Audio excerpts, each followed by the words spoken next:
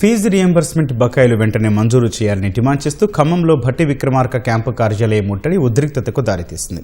PDSU ఆధ్వర్యంలో camp కార్యాలయానికి ర్యాలీగా వచ్చిన విద్యార్థులను పోలీసులు బారికేడ్లు పెట్టి అడ్డుకున్నారు.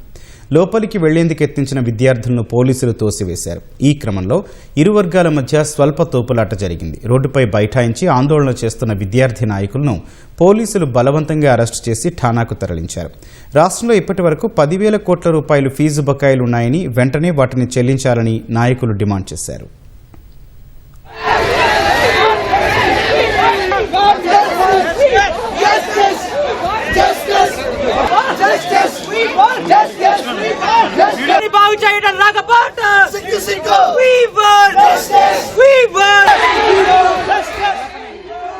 స్కాలర్షిప్లు 10,000 కోట్ల రూపాయలు ఇవాళ తెలంగాణ రాష్ట్రంలో విడుదల చేయాల్సినటువంటి బకాయిలు తెలంగాణ రాష్ట్రంలో ఉన్నాయి. ఈ 10,000 కోట్ల రూపాయలని ఎవరి ఖజానాలో ఉంచుతా ఉన్నారు. ఎమ్మెల్యేలు మొత్తం కూడా మీ జీతాల కోసం చట్టసభలలో మాట్లాడుతూ ఉన్నారు, కమిషన్ల కోసం మాట్లాడుతూ ఉన్నారు. కానీ హైకోర్టు ఆదేశాలను కూడా మీరు బేఖాతరు చేయట్లేదు. ఈ ప్రభుత్వం విద్యాశాఖ మంత్రిని నియమించలేదు, అదేవిధంగా సమస్యలు పరిష్కరించట్లేదు. ఎవరి కోసం మీరు గద్దె మీద కూర్చున్నారని చెప్పేసి మేము మాట్లాడుతూ ఉన్నాం.